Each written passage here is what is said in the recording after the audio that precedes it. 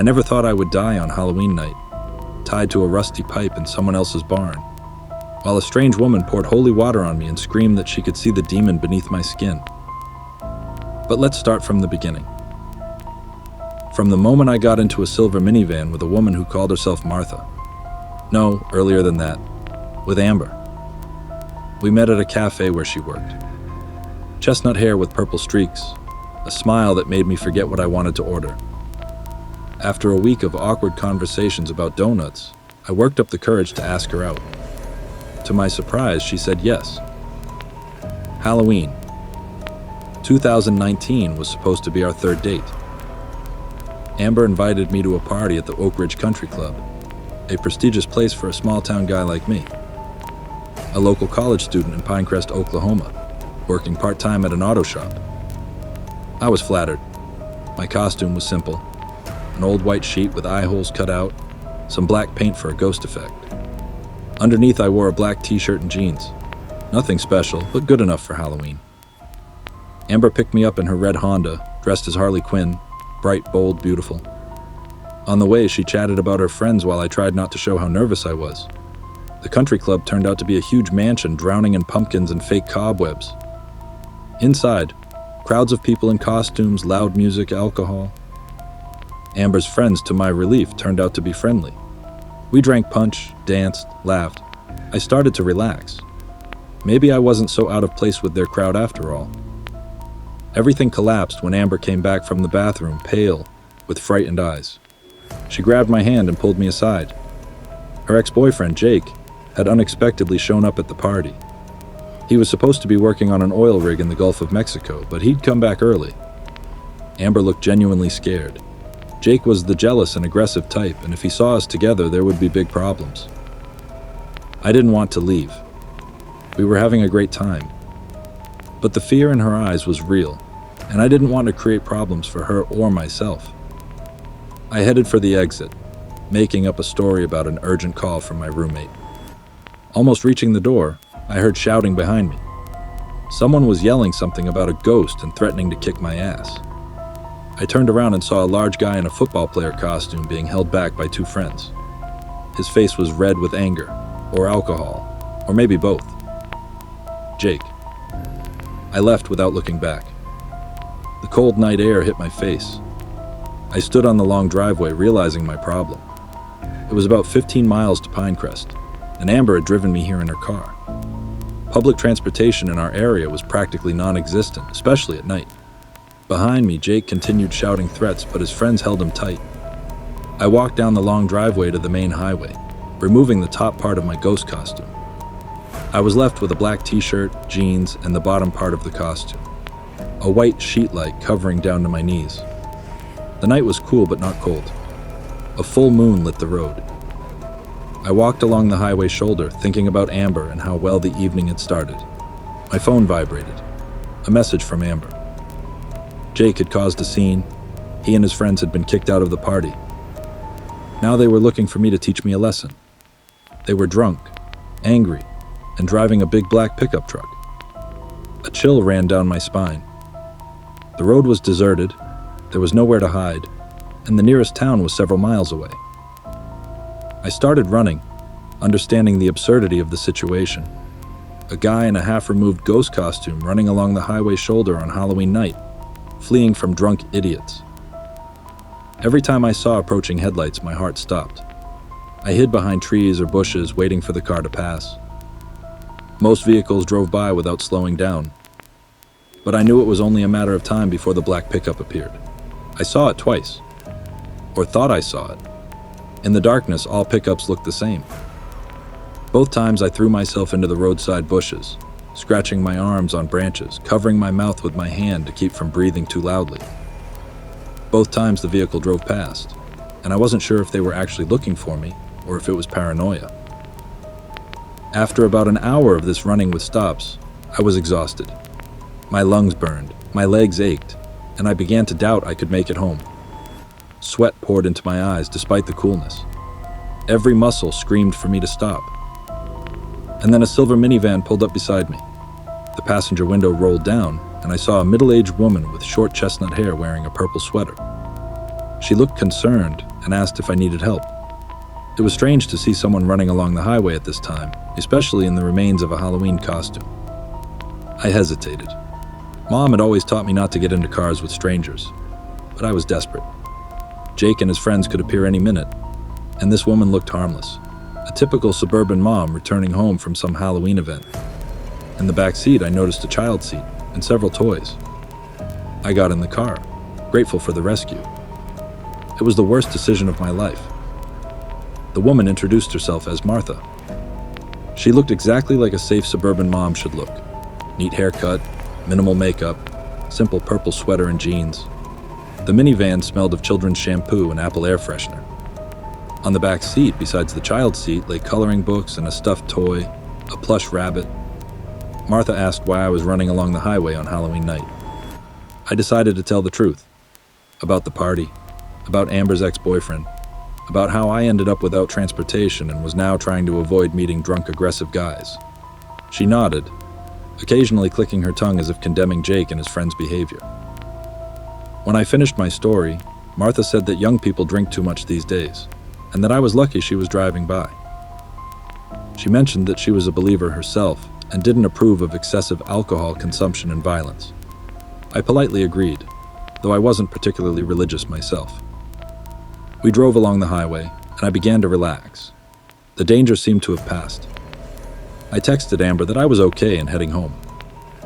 Martha turned on the radio. Some Christian music was playing, soft and soothing. She began talking about her church, about how important faith is in the modern world, especially for young people. I listened half-heartedly, occasionally nodding, looking out the window at the passing trees. Then she asked about my costume. I explained that it was just a ghost. Nothing special, just an old sheet and some paint. The simplest Halloween costume you could think of. Martha fell silent for a few seconds. When she spoke again, her voice had changed. It became quieter, more serious. She asked if I knew why people dress up on Halloween. I shrugged, mumbled something about traditions and fun. Martha shook her head. She said that Halloween is a night when the boundary between our world and the spirit world becomes thinner. A night when demons can walk among us, hiding behind costumes and masks. I laughed awkwardly, deciding she was just a religious woman who disapproved of Halloween. There are plenty of those. I said something about it just being a holiday, nothing serious. Martha looked at me. Her eyes in the dashboard light looked strange, too wide, too bright. She asked why I had chosen specifically a ghost costume. Why specifically a spirit of the dead? The awkwardness began turning into unease. I explained that it was just the simplest option, nothing special. I didn't have money for an expensive costume, and the sheet was handy. Martha nodded, but I could see she didn't believe me. She began talking about how demons are masters of deception, how they can take any form, tell any stories, how they're especially active on Halloween night, when people open the doors of their homes and let evil inside. I tried to change the subject, asking about her daughter. I'd seen the child's seat, but Martha seemed not to hear me.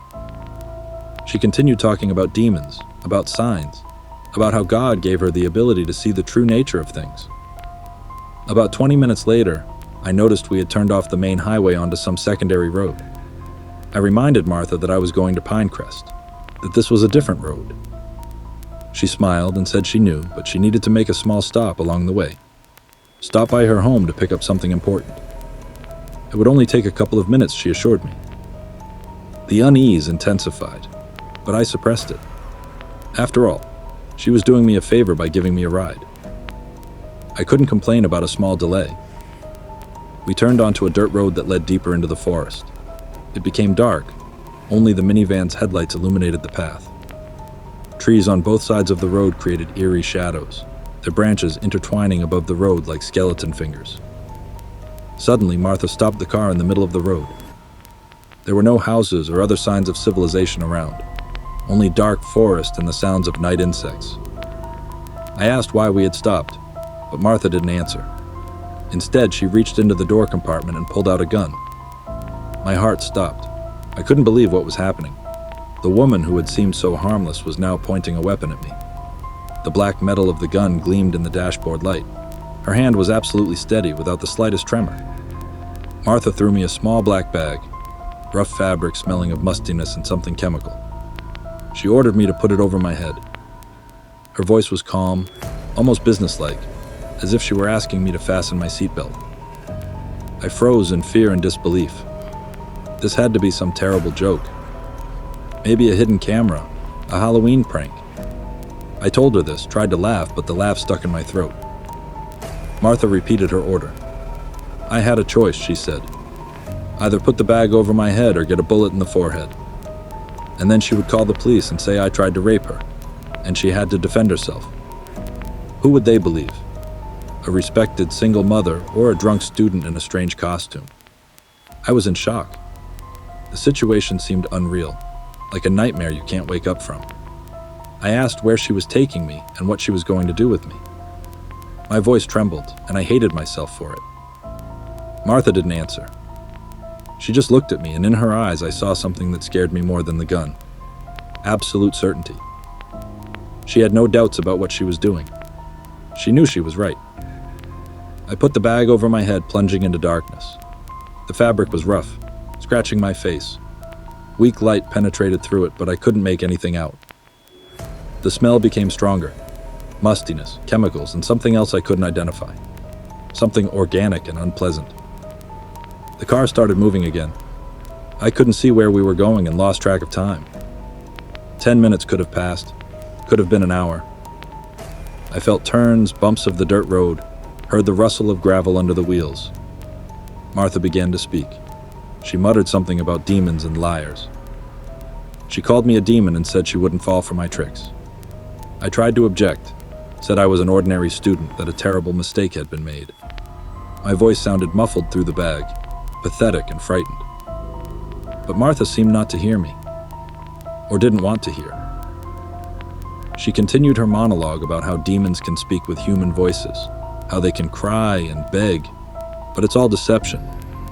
She said God had given her a mission to cleanse the world of evil, that she had done this before and would do it again. These words pierced my fear with cold horror. She had done this before. How many times? How many people had sat in this seat with a bag over their head, listening to her insane speeches? After some time, the car stopped. Martha ordered me to get out, holding the gun to my back. I felt the cold metal through the thin fabric of my t-shirt. I stumbled, not seeing where I was going. The ground under my feet was uneven, grass, then gravel, then something like mud. The air became cooler and smelled of hay, earth, and animals. Somewhere in the distance, an owl hooted. I heard the creak of a door, old wooden with rusty hinges. Martha pushed me forward, and I felt we had entered some kind of building. Inside, it was quieter. The sounds of the night forest became muffled. It smelled stronger: hay, mold, old wood, and something metallic. My footsteps echoed in the space. The room was large. Martha ordered me to stop, then extend my arms forward. I felt her tying my wrist to something cold and metallic. The rope was rough, digging into my skin. She tightened the knots methodically, professionally. She had clearly done this before. Then she removed the bag from my head. I looked around, blinking, getting used to the light. We were in an old barn. Weak light from a kerosene lamp standing on a wooden crate illuminated the space. Around were bales of hay, old agricultural tools, rusty rakes, shovels, a scythe. In the corner stood an old wheelbarrow with a flat tire. The walls were made of boards darkened with time, with gaps between them. Night wind penetrated through them, bringing the smell of pines. I was tied to an old water pipe that ran along the wall and went into the concrete floor. I jerked my hands, but the pipe was solid and the knots tight. Martha knew what she was doing. She stood before me, still holding the gun. In the dim light of the kerosene lamp, her face looked different, harder, older. Shadows emphasized the wrinkles around her eyes and mouth. Her gaze was cold and assessing, as if she were looking not at a person but at some object. Martha said that if I tried anything, she would kill me. Then she left the barn, leaving me alone in the semi-darkness. I pulled at the ropes, trying to free myself, but only dug them deeper into my wrists. My skin began to sting, then moisture appeared. Blood or sweat, I wasn't sure. The pipe wouldn't budge. I tried to shout but realized the absurdity of it. We were somewhere in the forest, far from people. No one would hear. I don't know how much time passed. There was no clock in the barn, and my phone remained in my jeans pocket, which I couldn't reach with my tied hands. 20 minutes could have passed, could have been an hour. The kerosene lamp hissed quietly, casting dancing shadows on the walls. Every creak of wood, every rustle outside made me flinch. I thought about trying to knock over the lamp, start a fire. Maybe someone would see the smoke. But I was tied too far away, and even if I could reach it, I would just burn alive in this barn. I thought about my parents, about what they would feel when I didn't come home, about how the police would search for me, check the last messages on my phone. Would they find Amber? Would she tell them about Jake? Would they think Jake and his friends did something to me? No one knew about Martha. No one saw me get into her minivan. The barn door opened again. Martha returned, but not alone. With her was a little girl, no older than 8, with the same chestnut hair as Martha. The girl was in pink pajamas with unicorns and held a plush rabbit in her hands, the same one I'd seen in the minivan. Her eyes were wide and frightened. She held tightly to her mother's hand. Martha still held the gun, but now in her other hand was a bottle of water and an old leather book, a Bible, worn and covered with notes in the margins. She began speaking to her daughter, explaining that I was a demon who had taken human form on Halloween night, that demons look like ordinary people, but their true nature is revealed when the righteous pray over them, that tonight was a night when the boundary between worlds is thin and demons walk among us, seeking souls to take. I tried to object, saying I was an ordinary college student, that I wasn't a demon, that a terrible mistake had been made. I gave my name, told where I studied, where I worked. I even began praying aloud, the Lord's Prayer, the only prayer I remembered from childhood when my grandmother took me to church. But Martha shook her head. She told her daughter that demons are masters of deception, that they can speak like people, know prayers, even cry real tears. But it's all a lie, a mask hiding true evil. The girl nodded, not taking her eyes off her mother. It was obvious she was completely under Martha's influence. She believed every word. Martha opened the Bible and began reading aloud. Psalms, passages about casting out demons, about the power of faith. Her voice grew louder, filled with passion. The girl stood nearby, clutching the plush rabbit to her chest. Then Martha opened the bottle of water. She said it was holy water, blessed by the priest of her church, that it would burn the demon, make it show its true face, that the righteous could withstand the touch of holy water, but demons writhe in agony. I began begging her to stop, said it was just water, that it wouldn't do anything because I wasn't a demon. But my voice trembled, and I could see she interpreted this as a demon's fear of the sacred. Martha splashed water in my face. It was ice cold. I flinched from surprise and cold, squeezed my eyes shut. Water got in my nose, in my mouth. I coughed, gasping. It had a strange taste. Not just water, but something chemical. Maybe bleach or some disinfectant. Martha cried out triumphantly. She saw what she wanted to see. My reaction, my coughing, my squeezed shut eyes. For her, this was proof. The demon writhes from holy water. She splashed again and again. Water flooded my face, got in my eyes, burned. I don't know what she added to that water, but it really burned. Not like fire, but like something caustic, corrosive. My eyes watered. The skin on my face began to burn. I screamed, begging her to stop. Said it hurt, that it didn't prove anything, that any person would react the same way. But she didn't listen. She continued splashing water and reading prayers, her voice becoming louder, almost hysterical. The girl stood aside, pressing the rabbit to her face as if trying to hide behind it. Her eyes were wide open, and I saw in them not faith, but fear. She was afraid, not of me, of her mother. When the bottle was empty, Martha stepped back, breathing heavily. My face burned, my eyes watered so much I could barely see. Water ran down my neck, soaked my t-shirt. The skin on my face pulsed with pain. But Martha seemed disappointed. She looked at me expecting something more. Maybe she thought my skin would start smoking, or that I would transform into some monster. But I just sat there, tied up, wet, with a burning face, crying from pain and fear. She opened the Bible again and began reading another passage about exorcism, about casting out unclean spirits. She ordered me to repeat prayers after her. I repeated, hoping it would convince her. But she said it didn't count. Demons can repeat prayers, it means nothing. Then she ordered me to say the prayer backwards. Start from the end and go to the beginning.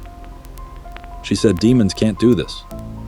Their nature doesn't allow them to pervert holy words in this way. Only a human can do this. I tried. Started with the last words of the Lord's Prayer that I remembered, and tried to go backwards. But my brain refused to work. I was too scared, too exhausted. My face burned too much. I got confused, started stuttering, stumbling. Martha cried out triumphantly again. The demon can't say the prayer backwards. This is proof. I tried to explain that any person under stress couldn't do this, that it was illogical, that she couldn't judge by this. But she didn't listen. She had already decided. Martha put down the Bible and raised the gun. She told her daughter that now she must cast out the demon, that this was her sacred duty, given to her by God. That if she didn't do this, the demon would break free and cause harm to many innocent people. The girl looked at the gun with horror. She shook her head, clutching the rabbit even tighter. Martha insisted, holding out the weapon to her. Said it wasn't murder. You can't kill what's already dead and damned. This is casting out, purification, holy work. I watched this scene, unable to believe it. She wanted her 8-year-old daughter to shoot me. She wanted to turn a child into a killer by convincing her it was godly work. The girl began to cry. Quietly, almost soundlessly, tears ran down her cheeks. She kept shaking her head. Martha became more insistent, her voice rising. She said her daughter was disappointing her, disappointing God, that she was weak and needed to be strong. And then the girl said something that changed everything. She said she didn't see a demon, only a frightened person. Her voice was quiet, trembling, but the words sounded clear in the silence of the barn. She looked at me, and in her eyes I saw not belief in her mother's words, but doubt, maybe even understanding. Martha froze. She looked at her daughter with an expression I couldn't quite identify. Surprise? Disappointment? Fear? She asked what her daughter meant. The girl repeated that she saw only a person, a frightened, crying person asking for help. Not a demon, not a monster, just a person. Martha began to argue, said her daughter was too young to see the true nature of evil, that demons can deceive even children, that she should trust her mother, who knows better. But the girl continued shaking her head. She said Mom had taught her that children are pure and can see truth that adults can't see. That truth speaks through the mouths of babes. Martha herself had told her this many times. I saw Martha waver. Her own words, her own teachings had turned against her. If children see the truth, and her daughter says I'm not a demon, then either her daughter is wrong, or she herself is wrong. And if her daughter is wrong, then everything she had taught her is a lie. Martha lowered the gun. She stood motionless for several long seconds, looking at me. I saw the struggle on her face, between conviction and doubt, between faith and reality. Then she turned to her daughter and told her to go back to the house. The girl hesitated, looking at me. I saw pity in her eyes and something else. An apology, maybe. Then she turned and ran out of the barn, her footsteps echoing in the night. I was left alone with Martha. Martha stood silently, looking at the door through which her daughter had left. The gun was still in her hand, but now it was lowered, pointed at the floor. In the dim light of the kerosene lamp, I could see tears running down her face. I don't know how much time passed. Maybe a minute, maybe 10. I was afraid to speak. afraid to break this moment. What if I said something wrong and she raised the gun again? What if her doubts disappeared and the fanaticism returned? Finally, she spoke. Her voice was quiet, nothing like the hysterical screaming with which she had read prayers. She said she was doing God's work, that God had called her to protect the world from evil, that she had been doing this for 3 years since her husband died. He was a priest in a small church, and when he passed, she felt she had to continue his mission. She told me she saw demons everywhere, in people who celebrated Halloween, in those who wore costumes, in those who mocked faith. She saw signs, inverted crosses and clothing patterns, the number of the beast in license plates, demonic symbols and tattoos. She said that until this moment she had been certain, absolutely certain. God guided her hand, showed her who needed to be stopped. But now, for the first time, she doubted. If her daughter, pure and innocent, didn't see a demon, then maybe there wasn't one. Maybe she was wrong. Maybe all those others were mistakes too. These words pierced my fear with new horror. All those others. How many were there? How many people had she kidnapped, brought to this barn, subjected to her insane exorcism? I asked about it. My voice trembled, but I had to know. Martha looked at me. In her eyes was something strange. Not remorse, not shame, but rather confusion. As if she herself wasn't sure of the answer. She said there were 4 before me. 4 demons she had cast out. All on Halloween night, when the boundary between worlds was thinnest. She found them on roads in costumes returning from parties. She brought them here, prayed over them, waited for them to show their true form. I asked what happened to them. She didn't answer right away.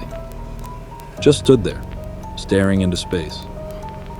Then she said they were cast out, sent back to hell where they came from. Her voice was mechanical, as if she were repeating a learned phrase. I understood what she meant. They were dead. 4 people were dead, buried somewhere in this forest, and their families were still searching for them, not knowing the truth. Martha cried again. She said she couldn't let me go. If I told anyone, they would put her in prison. Her daughter would be left alone. What would happen to the girl if her mother was imprisoned for murder? But she also couldn't kill me. Not now, when her daughter had said I wasn't a demon. If she killed me, it would be murder, not casting out. It would be a sin she couldn't justify before God. She stood in this deadlock, torn between fear of consequences and fear of damnation. And then I said what saved my life. I said I wouldn't tell anyone. That I would swear before God to keep silent. That all I needed was to go home, forget this night, and continue living. Martha looked at me with disbelief. She asked why I would do this, why I wouldn't go to the police, tell everyone, destroy her life. I told the truth, that I was afraid, that even if I went to the police, it would be my word against hers, that she could say I attacked her, and who would believe a drunk student in a ghost costume against a respected single mother? That even if they believed me, it would be in the news, on the internet, my face would be everywhere, and my life would be destroyed just like hers. I said I just wanted to forget this night, go back to normal life, pretend nothing happened. Martha listened, and I could see her considering my words. She was looking for lies, signs of deception. But I was telling the truth, and she felt it. Finally, she nodded. She said she would let me go, but first I had to swear. Not just say it, but swear before God, placing my hand on the Bible. She untied my hands. My wrists burned, the skin was scraped by the ropes, my wrists were bloody. I could barely move my fingers. They were numb from being in one position for so long. Martha held out the Bible to me. I placed my hand on it, bloody, trembling hand, and swore. Swore to God, whom I wasn't sure I believed in, that I would never tell anyone what happened. That I would forget this night. That her secret would die with me. Martha listened to my oath with closed eyes, lips moving in silent prayer. When I finished, she nodded and said God had heard my oath, and if I broke it, God would punish me. She put the bag over my head again and led me to the car. We drove in silence. I didn't try to memorize the route, didn't try to count turns. I just sat there, grateful to still be alive. When the car stopped and Martha removed the bag, we were on a dark stretch of highway. She said this was approximately where she had picked me up. I wasn't sure. Everything looked unfamiliar in the darkness, but I was too glad to get out of her car to argue. Before driving away, Martha looked at me one last time. She said God would bless me if I kept my promise, that He would reward me in heaven for my silence, that sometimes truth causes more harm than lies, and that silence can be a form of mercy. Then she drove away, and I was left alone on the deserted highway. I walked for several hours before reaching Pinecrest. It was well past midnight, almost dawn. The whole way I kept looking back, afraid of seeing the silver minivan, but the road was deserted. When I finally reached my apartment, my roommate was asleep. I was glad for that. I wasn't ready to answer questions about where I'd been and what happened. I looked at myself in the bathroom mirror and barely recognized my reflection. My face was red and swollen from that holy water. My wrists were scraped and covered in dried blood. My eyes were red from tears and whatever chemical Martha had splashed on me. I looked like I'd been beaten. In a way, I had been. I took a shower, washing away the remnants of that night. The water burned my face and wrists, but I endured it. I wanted to wash everything away. The smell of the barn, the feeling of ropes on my wrists, the memory of the kerosene lamp and the gun. But memory doesn't wash away. For 3 days, I didn't leave the apartment. Told my roommate I'd caught the flu, missed classes, didn't answer Amber's messages. I just lay in bed staring at the ceiling, reliving that night over and over. On the 4th day, I decided I had to do something. I couldn't just pretend nothing happened. 4 people were dead. 4 people who had families, friends, lives. And if I stayed silent, there would be more. I drove to the county sheriff's office. The officer who took my statement was a large middle-aged man with graying mustache and tired eyes. He listened to my story, occasionally making notes in a notebook. His face remained neutral, but I could see skepticism in his eyes. When I finished, he asked many questions. Was I drunk at the party? How much did I drink? Did I take any drugs? Could I have misunderstood the woman's intentions? Maybe she just wanted to help, and I, being stressed, misinterpreted the situation. I insisted I was telling the truth. Described the barn, the ropes, the gun, the exorcism. Told about the daughter. About how Martha wanted her to shoot me. Showed the scrapes on my wrist, the burns on my face. The officer said he would check my story. Asked me to describe the woman and car in as much detail as possible. I told everything I remembered. Silver minivan, child seat, purple sweater, short chestnut hair. A week later, they called me from the sheriff's office. They had found a woman matching my description. Her name wasn't Martha, but Ruth Anderson. She lived on a farm about 10 miles from where she picked me up. She had an 8-year-old daughter, a silver minivan. The officer said he had driven to the farm, talked to Ruth. She confirmed that she had picked up a young man on the highway on Halloween night. But her version of events was very different from mine. According to her, I was clearly drunk and behaving strangely. She felt sorry for me and offered to drive me home. On the way, she decided to stop at her house to give me coffee and help me sober up. There I began behaving aggressively, making inappropriate suggestions, trying to touch her. She got scared and pulled out a gun she kept for protection. She made me leave and drove me back to the highway. The officer said he had checked the barn on her farm. It was clean. No ropes, no evidence that anyone had been tied up there. Just old agricultural equipment and bales of hay. I insisted she was lying, that she had a week to remove all evidence, that she knew I would go to the police and prepared. The officer nodded, but I could see he didn't believe me. He said that without witnesses or physical evidence, this case came down to a word against word situation. He pointed out several problems with my story. First, I admitted I had been drinking at the party. Second, I was in a strange costume on Halloween, which could have frightened the woman. Third, the scrapes on my wrists could have been obtained anywhere. Fourth, even if the case went to court, Ruth's lawyer could easily present her as a frightened mother defending herself from a drunk young man. The officer also noted that Ruth was a respected member of the community, Sunday school teacher, volunteer at the local hospital, widow of a priest. She had no criminal record or complaints. Many people in the county knew and respected her. I, on the other hand, was just a college student. Nobody really knew me. And if the case went to court, if Ruth filed a counter-accusation of attempted assault, it could destroy my life. The officer asked if I was sure I wanted to continue.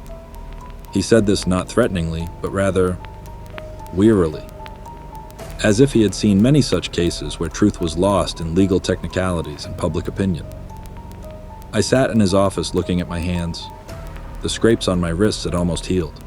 In a few weeks, there would be no trace. As if nothing had happened. I thought about what would happen if I continued. The case would go to court. Ruth would hire a lawyer who would paint me as a drunk aggressor. My face would appear in the news, on the internet.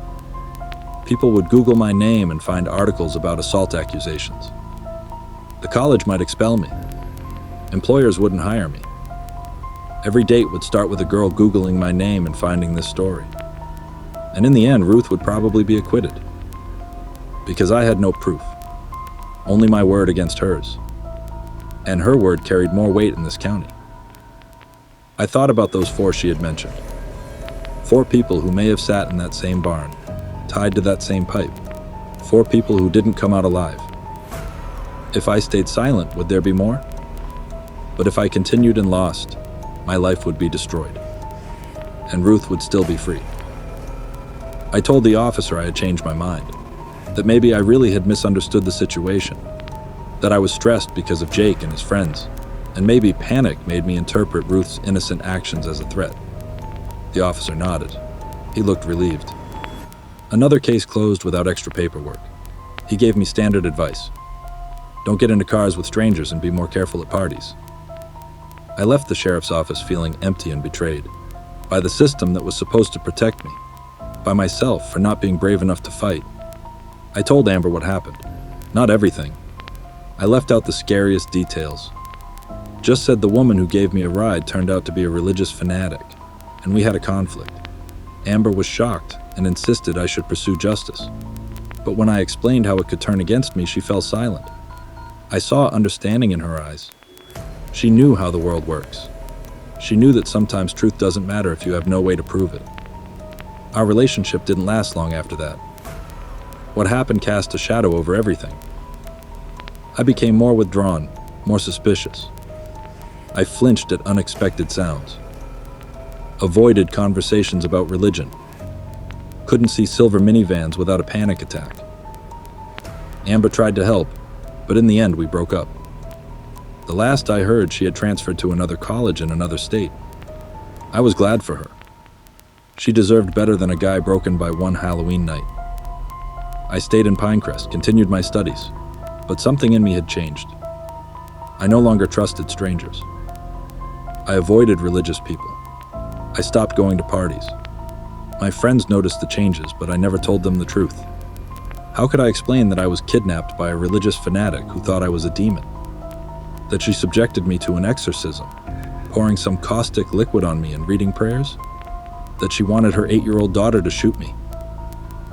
It sounded like nonsense, like a story from a cheap horror movie. Sometimes I thought about Ruth's daughter, about how she may have saved my life by saying she didn't see a demon in me. I hoped she was okay, that she could break free from her mother's influence when she grew up. But I also feared that Ruth would raise her the same way, to see demons in ordinary people. 3 years passed since that Halloween night.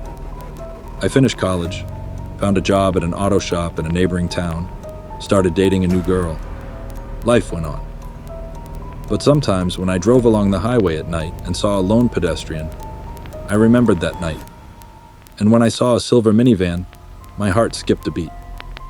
I tried to forget, tried to fulfill my oath and pretend nothing happened. But memory wouldn't let go. I started Googling. Late at night when I couldn't sleep, I typed different word combinations into the search engine. Missing people Oklahoma Halloween, religious kidnapping, exorcism assault. I searched for mentions of those 4 Ruth had mentioned. I found several cases. A young man who disappeared after a Halloween party 3 years ago. A girl last seen walking along the highway in a witch costume. A guy who didn't come home after celebrating. All in this county, all on Halloween night. But nothing concrete. No arrests, no suspects. Just people who vanished, and families still searching for them. I saved these articles, printed them, and put them in a folder I hid in the far corner of my closet. I didn't know why. Maybe as proof to myself that I hadn't gone crazy, that it really happened. And then 2 months ago, I saw her again. I was in a supermarket parking lot loading groceries into my car, and then I saw it. A silver minivan parking a few rows away from me. The same child seat in the back, the same model, the same color. My heart stopped. I stood frozen, watching. A woman got out of the minivan. Short chestnut hair, slightly grayed, simple clothes, jeans, a sweater. She looked older, more tired, but I recognized her. Ruth Anderson. She walked past me pushing a shopping cart. Our eyes met for a second. I saw her look at me, trying to remember. Did she recognize me? Did she remember the guy she tied up in the barn 3 years ago? Her face remained neutral. She smiled slightly, a polite smile to a stranger in a parking lot, and walked on. She didn't recognize me, or pretended not to. I stood watching as she loaded groceries into the minivan. An ordinary woman doing ordinary shopping. No one looking at her would think she was capable of what she did to me, that she may have killed 4 people. My phone was in my pocket. I could call the police right now. Say I saw her, give the license plate number, describe where she was. Maybe they would follow her, find evidence that wasn't there 3 years ago. I took out my phone, opened the call app, dialed 911. My finger hovered over the call button. Ruth got into the minivan and drove away. I stood in the parking lot, holding my phone, watching as she disappeared into traffic. I never pressed it. The next week, the news reported a young man found in the woods in a neighboring county. He was tied up, dehydrated, but alive. He told police a strange story about a woman who picked him up on the highway and brought him to a barn. The woman claimed he was a demon and tried to perform an exorcism on him. Police arrested the woman. Ruth Anderson, 47, widow, mother of 1 daughter. A search of her farm discovered a barn with ropes tied to a pipe. Soil analysis around the farm showed anomalies indicating possible burials. I read this news sitting in my apartment. My hands trembled, holding the phone. The young man was alive. He survived. He was braver than me. He went to the police, insisted on his story, and they believed him. Or he was just luckier. Maybe this time Ruth didn't have a week to remove evidence. Maybe this guy was more convincing. Maybe the officer who took his statement was more thorough. Or maybe if I had insisted on mine 3 years ago, this guy wouldn't exist. Ruth would be in prison, and he never would have gotten into her minivan. The next news reported that police found remains of 4 people buried on Ruth's farm. All matched descriptions of people who disappeared on Halloween night over the past 5 years. All were young, all were in costumes, all were walking along the highway alone. I read their names. Jason Miller, 22, Sarah Thompson, 19, Michael Rodriguez, 24, Emily Chen, 21. 4 people who had families, friends, dreams. 4 people who could be alive if I had been braver. If I hadn't been afraid of consequences for my reputation. If I had insisted on justice instead of self-preservation. Ruth was charged with 4 murders and 1 attempted murder. Her daughter, now 11, was placed in foster care. The news showed her photo. The same girl I saw in the barn, only older. She looked at the camera with a blank expression. I wondered what she felt. Relief that the nightmare was over. Or loss. After all, her mother, however insane, was the only family she had. Police appealed to the public. If anyone had contact with Ruth Anderson, if anyone survived a similar incident, please contact them. Any information could help the investigation. I looked at the phone number on the screen. I could call, tell my story, add another charge to the list, help ensure Ruth never goes free. But I didn't call, because it would mean admitting I knew, that 3 years ago I knew she was dangerous and stayed silent. It would mean explaining why I didn't insist, why I let her go. It would mean admitting my role in the deaths of those people whose remains were found on her farm. I couldn't do it. I was too much of a coward then, and I'm too much of a coward now. Halloween is approaching again, the 4th Halloween since that night. This year I won't participate in the celebration.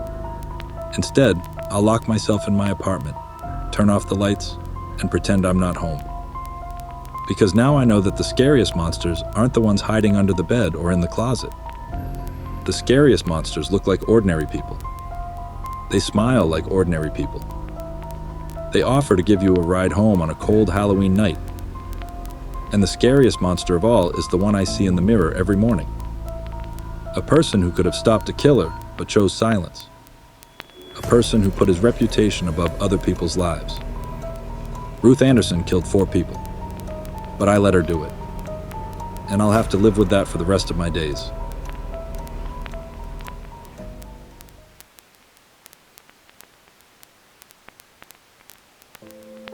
I found the drawing 3 weeks after Saeed stopped coming to school. It was tucked between the pages of his math notebook. A figure in a black cape with red eyes and white fangs. Above it, in childish handwriting, was written, "I am Dracula. I can fly." My hands trembled as I held that piece of paper, because by that point I already knew what had happened to Saeed. Knew that they had found him tied to a bed, so emaciated that doctors weren't sure he would survive. Knew that his parents had starved him for 3 weeks, reading prayers over his body, trying to cast out the demon they believed had entered their son. The demon I had helped let in. But let's start from the beginning, from the day Saeed appeared in my classroom. September always smelled of new textbooks and hope. 15 years of teaching elementary school hadn't diminished my enthusiasm for the start of the school year. Our school was located in a neighborhood that had become a melting pot of cultures over the past decade. Children from dozens of countries sat side by side in my classrooms, and I took pride in how naturally they learned to understand each other. Saeed arrived in mid-September. 9 years old, huge dark eyes, spoke almost no English. A refugee from a conservative Muslim country that had recently experienced political upheaval. I had seen this expression before in other immigrant children, a mixture of fear and determination to be brave, despite their entire world being turned upside down. I seated him next to Jason, the friendliest boy in class, and gave him a special notebook with pictures. The first few days, Saeed mostly stayed silent, watching everything with a wariness that broke my heart. By the end of the second week, the first signs of progress appeared. Saeed began answering simple questions, sometimes even smiling. The children showed extraordinary patience, spoke to him slowly, used gestures. Jason taught him to play 4 square. The universal language of children's games overcame barriers that words could not. I met with Saeed's parents a week after his arrival. Through the school translator, Mrs. Chen, we communicated. Saeed's father was a tall man with a thick beard and serious eyes. He barely smiled. The mother sat quietly, eyes downcast, rarely speaking. I told them about Saeed's progress, how well he was adapting. The father nodded, but his face remained stone-like. Through Mrs. Chen, he asked about religious education at school. I explained that our school was secular. We didn't teach religion, but respected all faiths. He asked about holidays. I listed them: Thanksgiving, Christmas, Halloween. At the word Halloween, his face changed. Something dark flashed in his eyes. Through the translator, he said that Halloween was haram, forbidden, a holiday of shaitan, the devil. He didn't want Saeed participating in this. I assured him that participation was voluntary, that it was just a children's holiday, a game, nothing religious.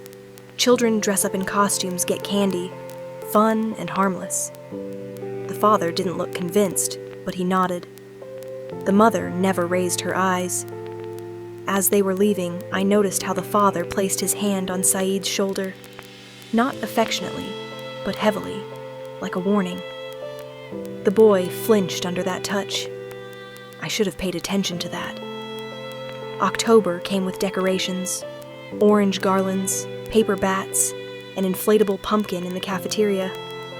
The change in Saeed was immediate. When I began hanging decorations, he retreated to a corner, eyes widening with fear. I asked the translator to help explain the concept of Halloween to him. We told him that all the scary things were just a game. Saeed listened, gripping the edge of the table. He slowly nodded, but I saw real fear in his eyes. Not childish fear of pretend monsters, but deep, adult fear. He said his father had told him that people who celebrate Halloween open doors for jinns and shaitan. I gave him a choice. He could opt out if he didn't want to participate, could sit in the library while we made decorations. But children see the world through curiosity, not fear. During art class, Jason showed Saeed how to make paper bats, told him that bats are the only mammals that can fly. Saeed was mesmerized. His bat came out crooked, but when he held it up, his face glowed with pride. I didn't know I was signing his death warrant. After that, Saeed began participating in Halloween projects. One day, I heard Jason telling him about Dracula, that he could transform into a bat, that he was immortal and very strong. Saeed was fascinated. He started drawing vampires, asking questions. When I asked through the translator why he liked vampires so much, he shyly answered that they could fly and never got tired, that he wished he could be that strong. For a boy who had lost his home and country, the idea of being strong and free was appealing. I only saw a child who was integrating. I didn't see the danger. The party day was the last Friday before Halloween. After lunch, the children began changing into costumes. Saeed shyly pulled out a black garbage bag that he had transformed into an improvised cape. I gave him plastic fangs and applied white face paint. The transformation was striking. The shy boy now walked confidently around the room, hissing at classmates. They responded with laughter. It was a moment of pure childhood joy. I took a photo, Saeed in his cape, with fangs, smiling widely. That photo was later used in the police report. Saeed's father arrived last. I saw him through the window. Heavy steps, stone face. Something about his gait made me wary. He entered and stopped. His gaze found Saeed, the boy in a black cape with a white face and fangs. Time slowed. The father's face changed. First surprise, then something dark and cold. Saeed saw him. The smile disappeared. He quickly tore off the fangs, pulled off the cape. His hands trembled. The father approached, placed his hand on his son's shoulder, heavily, too heavily. Saeed flinched. I tried to explain that it was just a game. The father looked at me. In his eyes was disappointment, betrayal. He said something to Saeed in their language, quietly, but sharply. They left. Saeed looked back at the door. In his eyes was fear. I should have stopped them, should have called social services right then. But I told myself everything would be fine, that by Monday, everything would return to normal. I didn't know that over that weekend, Saeed wouldn't eat, that his father would lock him in a room and begin reading prayers, that what would last 3 weeks had begun. Monday began with rain. During roll call, Saeed's chair was empty. I marked him absent, telling myself he was just sick, but something troubled me. I remembered the father's face, the fear in Saeed's eyes. After school, I informed the principal, Mr. Thompson, that the family hadn't notified us of the absence. He promised to contact them. Tuesday. Saeed was absent again. Mr. Thompson reported that he had spoken with the father through a translator. The boy was sick, needed bed rest. The flu. Wednesday, Thursday, Friday. Empty chair. No messages. The children began asking, We made get-well cards. I looked at the stack of bright drawings and felt something heavy settling in my chest. Second week. Same story. Saeed was sick, being treated at home. I insisted that a week was too long. Mr. Thompson reminded me about cultural differences. In some countries, it wasn't customary to immediately see a doctor. We decided to wait until the end of the week. At night, I couldn't sleep. I Googled information about religious practices, about exorcisms. Found terrible stories about children starved in the name of casting out demons. I told myself I was panicking, but the fear wouldn't let go. Third week. I couldn't wait any longer. Mr. Thompson reported that he had contacted social services. They scheduled a visit, but it would take time. Procedures, translator, staff shortage. The system moves slowly. On Tuesday, social services tried to visit the home. They weren't let in. The father shouted through the closed door that they had no right to enter, that this was their home, their child. They began the process of obtaining a warrant. More waiting. On Wednesday, I opened the drawer with Saeed's things, found the drawing between notebook pages, a figure in a cape with fangs. I am Dracula. I can fly. I stared at that drawing, and something broke inside. I called the police. The operator said that without a warrant or clear threat, they couldn't intervene. Social services were already involved. I hung up, feeling helpless. On Thursday, Mr. Thompson called me to his office. His face was gray. Social services had obtained a warrant. They visited the home with police, had to break down the door. They found Saeed in a locked upstairs room, tied to a bed, emaciated to a state close to death. The walls were covered with religious texts.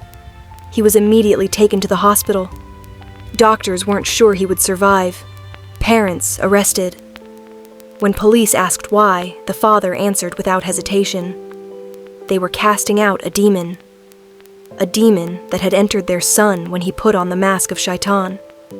They had followed the advice of a religious leader from their community. The only way to save the boy's soul was to purify the body through fasting and prayer. For 3 weeks, they starved their son, reading prayers, waiting for the demon to leave. I listened and couldn't breathe. Mr. Thompson said I wasn't to blame, that I couldn't have known how the parents would react, but his words couldn't penetrate the guilt. I visited Saeed in the hospital the next day. He lay among white sheets and medical equipment, so small, terrifyingly thin. When I entered, he looked at me without expression, without recognition. I showed him the cards from class. For the first time, a spark appeared in his eyes. He weakly reached out, slowly went through the bright drawings. When he got to Jason's card, something like a smile appeared on his lips. I sat nearby and quietly talked about class, about projects, about books. I didn't know if he understood, but I kept talking. Dr. Chen entered, a pediatrician specializing in trauma. In the corridor, she explained that his physical condition was improving, but the psychological trauma was deep. He had barely spoken since admission. Through a translator, Saeed had told them that his father was furious when he saw the costume. At home, he screamed that his son had let Shaitan into his heart. They went to an imam, but he didn't support their fears. So they found another religious leader, more radical. They began restricting food, only water and a little bread. When Saeed weakened, they took it as the demon's resistance. They completely stopped feeding him, giving minimum water, forced him to pray for hours. When he became too weak, they continued reading prayers over him. I listened with growing horror. Dr. Chen gently said I shouldn't blame myself. The parents made a choice. Their actions were extreme, regardless of beliefs. But the guilt wouldn't let go. I continued visiting Saeed every few days. Gradually, he began responding more, sometimes smiling, speaking words in English. One day, a month after hospitalization, he suddenly spoke. He asked quietly if he was a demon. My heart broke. I took his hand and firmly said no. that he was a wonderful, smart boy, that what happened was a terrible mistake, that his parents were wrong. He looked at me for a long time, deciding whether to believe, then nodded. He said he didn't want to be Dracula anymore. I answered that was okay, that he could be whoever he wanted. He thought for a moment, said he wanted to be a doctor, like Dr. Chen, to help sick children. I smiled through tears, said he would be an excellent doctor. In that moment I understood. Inside Saeed was still that same bright soul. His parents hadn't been able to destroy it. 2 months later, the parents stood trial. I attended. They looked small and lost in the courtroom. The lawyer argued they had acted from cultural beliefs, not understanding the law. The prosecutor countered that nearly starving a child to death was a crime in any society. The judge found them guilty with mitigating circumstances, suspended sentences, and deportation. Saeed was placed with a foster family, a couple from the same country but with moderate views.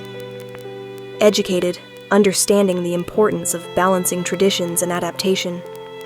When it was time to move, I helped pack his things. He had little: clothes, books, the stack of cards he had carefully kept. I asked if he wanted to return to our school. He shook his head. The new family lived in a different area, a fresh start without painful memories. Before saying goodbye, Saeed hugged me, pressing against my waist. I hugged back. He thanked me for visiting, for not thinking he was a demon. I answered that I always knew who he was, a brave, smart boy with a big future. He smiled one last time and walked toward his new family, his new life. I returned to school changed. I explained to the children that Saeed had moved. They accepted it with the childlike ability to move forward. Soon another student occupied his chair. But I became more careful, more attentive to cultural differences. I began studying the religions and traditions of students' countries, established closer contacts with parents. When the next Halloween approached, I organized a parent meeting. I explained the holiday, emphasized its playful nature, but respected the right not to participate. Offered alternative activities. Some colleagues thought I was being too cautious. Maybe they were right. But I couldn't forget Saeed. Couldn't forget how my ignorance almost cost him his life. Sometimes I think about him, wonder how he's living. I hope he's happy, that he's healed, that he still dreams of becoming a doctor. And I hope he knows. Somewhere there's a teacher who learned so much because of him, who became better because of meeting him, who will never forget him, because some lessons leave scars but make us wiser. And the Halloween lesson I received from Saeed was the most important of my career. The drawing still lies in my drawer, a figure in a cape with fangs. I am Dracula. I can fly, a reminder of the price of cultural blindness, of how easily good intentions can lead to tragedy, of how inclusion without understanding can be dangerous. Every Halloween, I take out that drawing and look at it. I remind myself of the boy who just wanted to be part of the class, of parents who thought they were saving his soul, of a system that moved too slowly, and of myself, a teacher who thought she knew better but learned the most painful lesson of all.